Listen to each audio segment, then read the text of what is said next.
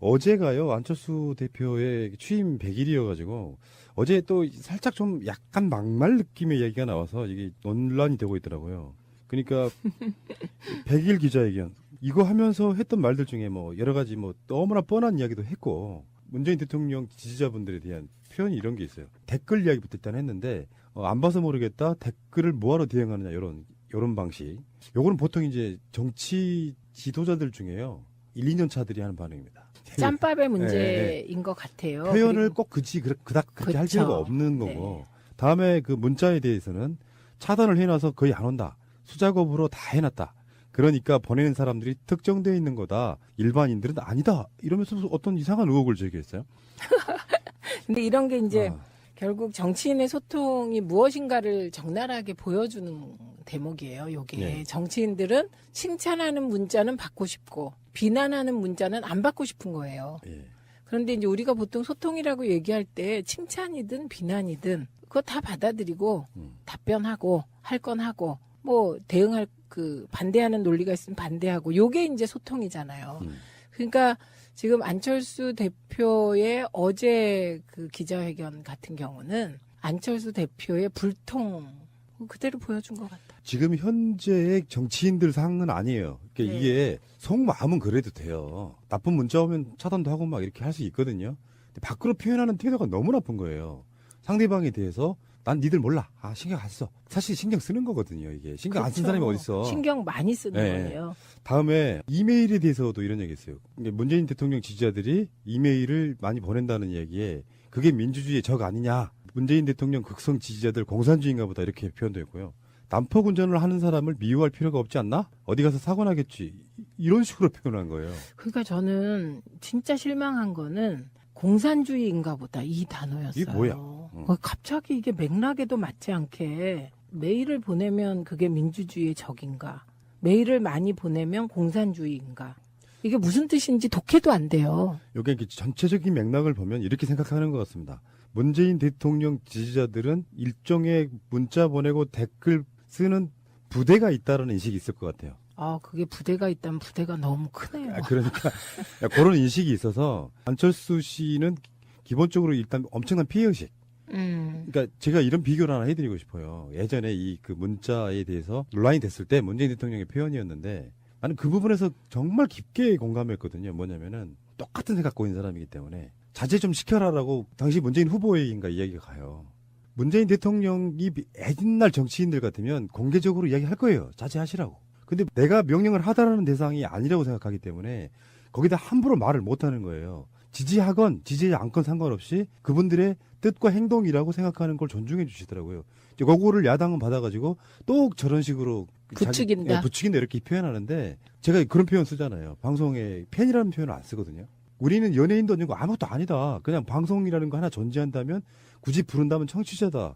이분들한테 뭘 명령을 하다라고 할 수 있는 대상이 아니고 더 높게 계시는 분들인 거예요. 요 관점으로 문재인 대통령도 속마음은 이럴 수 있지. 예를 들어서 아까 말한 것처럼 댓글에 뭐라고 대응하느냐 뭐 안 봐서 모르겠다 이런 식으로 할 수 있겠죠. 속마음은. 근데 밖으로 대하는 태도는 그렇게 하면 안 된다는 거예요. 그렇죠. 이거는 진짜 정치인의 가장 기본적인 게 뭐냐면 속으로 아무리 섭섭하고 화가 나도 그거를 그대로 표현하면 안 된다는 거예요. 그게 최소한이에요. 국민에 대한 도리. 맞습니다. 예. 그 어긋난 거고요.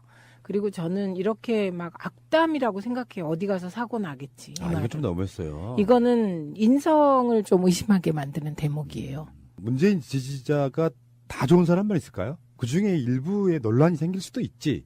근데 이런 거를 미리 예단해갖고 말을 하는 것 자체는 제가 보는 견해에서는 정치인 자격이 없다고 봅니다. 이건 정말 막말인 거거든요. 이거 보세요. 난폭 운전을 하는 사람을 미워할 필요가 없지 않나. 어디 가서 사고 나겠지. 스스로 사고 나서 죽을 테니까 나는 그렇죠. 신경 안 쓴다 이거예요. 정말 악담이에요. 그러니까요.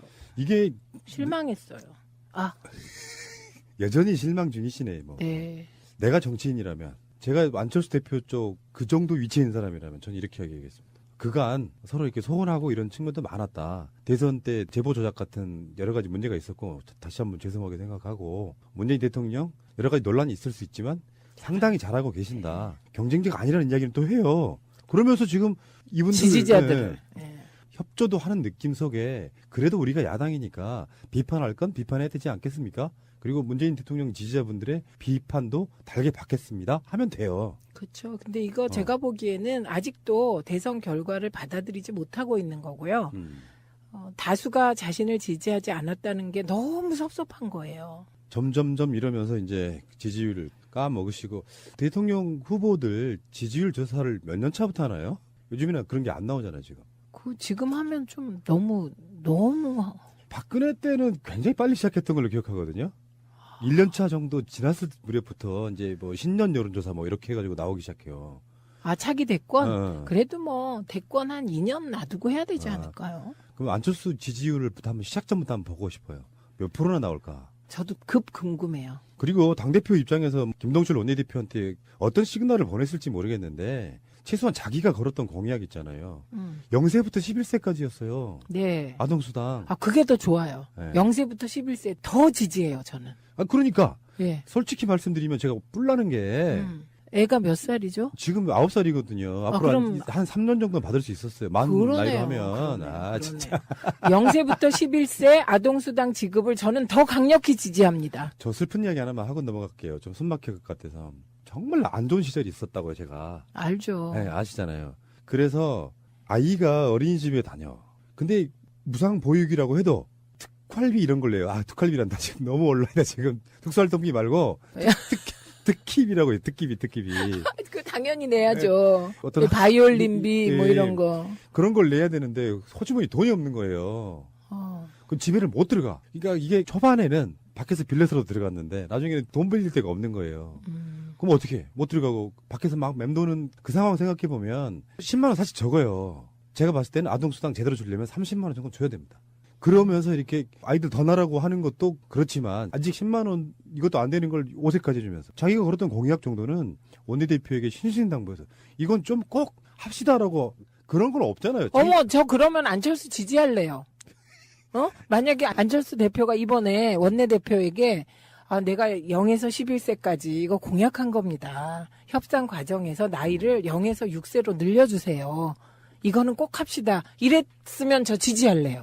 제가 다른 방송에 나간 이야기지만 다시 한 번 말씀드릴게요. 다시 한 번 말씀드리면은 뭐냐면은 지금 문재인 정부가 2018년도 예산안으로 내놓은 안이 자유한국당을 제외한 나머지 야당들의 공약에 근사치예요. 거기에 만들어 놓은 거거든요. 네, 문재인 네. 대통령 공약도 아니에요. 그러면 반대할 이유가 없는 거잖아. 그렇죠. 이게 애초에 우리가 국정기획자문위원회 할 때도 우선 정책 과제를 짤 때 대선 전에 후보들의 공통 공약부터 추출한 거예요. 그렇죠. 예. 예.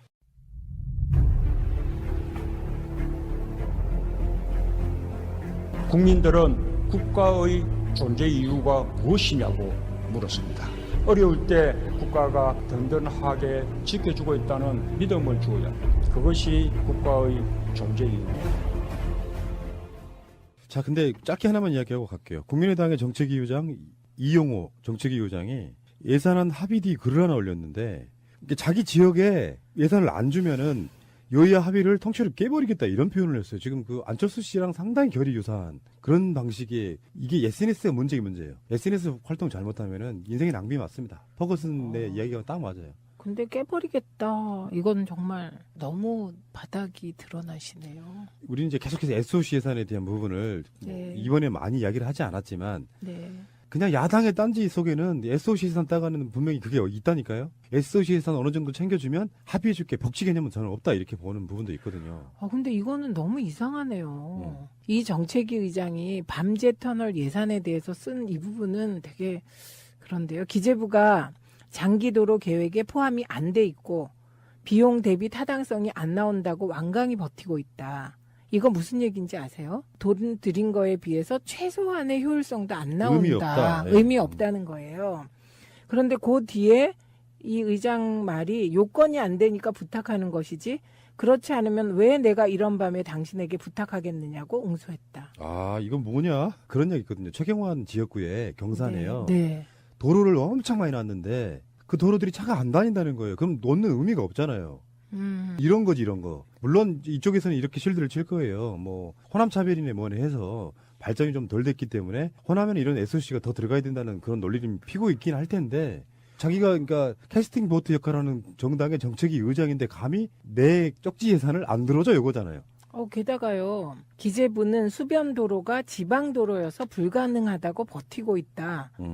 이거는 무슨 얘기냐면 지방 도로면 이거는 중앙 예산으로 편성할 수가 없어요. 그 얘기하고 있는 거예요. 그러니까 기재부는 그냥 원칙을 얘기하고 있는 거고요. 그런데 결국 보니 옥정호 예산 일부가 확보되었네요. 50년 된 지기역 수건 사업으로 27억 원 예산을 올렸지만 2억 원밖에 반영되지 않았다. 2억 원밖에. 아직도 이런 게 남아 있군요, 국회에. 그리고 이제 그 국민의당 이슈로는 최명길 의원이 결국 대법원에서 의원직 상실했거든요. 의원직이 상실되잖아요. 그 순간 방 빼야 되고요. 아, 그건 정말 충격적이겠다. 네, 그리고 정말 서러운 일이죠. 선고 날이 확정되는 순간 방 빼지 않았을까요? 무죄가 될 가능성 사실상 없었잖아요. 그래도 그렇게 되지 않아요.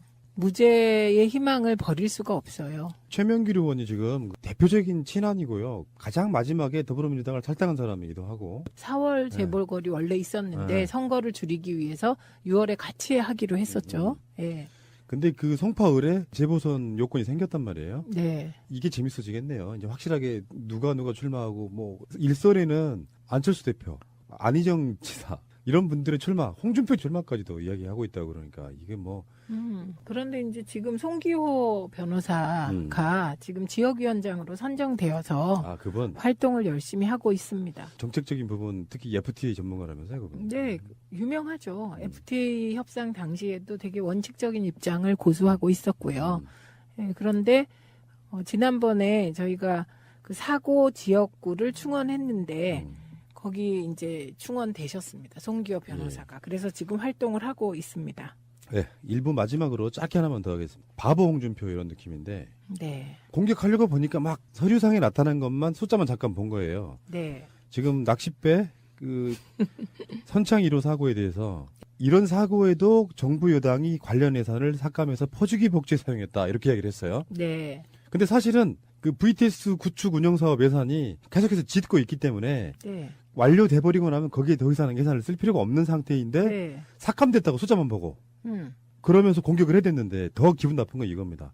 퍼주기 복지 사용했다고 이야기를 하는 상황이잖아요. 네. 근데 아동수당 기초연금에 대한 예산안 처리는 또 발목을 잡아. 앞뒤가 너무 안 맞는 이야기인 거죠. 안 맞죠. 그리고 그게요. 그 VTS 구축 운영 사업 예산이요. 그러니까 올해 269억 원이었어요. 예. 그런데 내년에 154억 원이에요. 이게 줄었죠. 줄어서 그런 얘기를 한 건데 이건 사업이 종료되어 가면서 자연적으로 준 거예요. 그러니까 인위적으로 줄인 게 아니에요. 그러니까 이거는 홍준표 대표에게 이 자료를 보고하면서 설명을 누가 했는지 그분도 참 네. 바보예요. 이 사람은 내가 봤을 때 영국 그 대사 기억나시죠? 네. 그 전술핵 이런 거에 대해서 네, 네. 영국이 흔쾌히 뭐 어쩌고저쩌고 이야기하니까. 근데 그런 말 한 적 없다고. 너무 하시네요, 이분은. 지금 홍준표 씨 한 번이라도 본 적 있죠? 있죠. 의원님은. 네. 실제로 만나보면 어떤 과예요?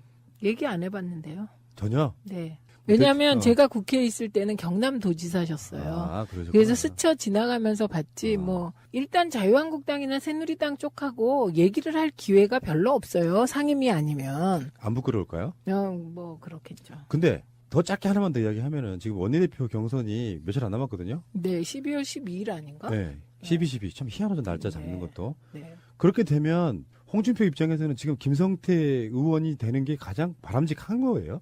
그렇죠. 음. 네, 그래도 홍문종이나 이런 친박 세력이 되는 것보다는 낫지 않을까요?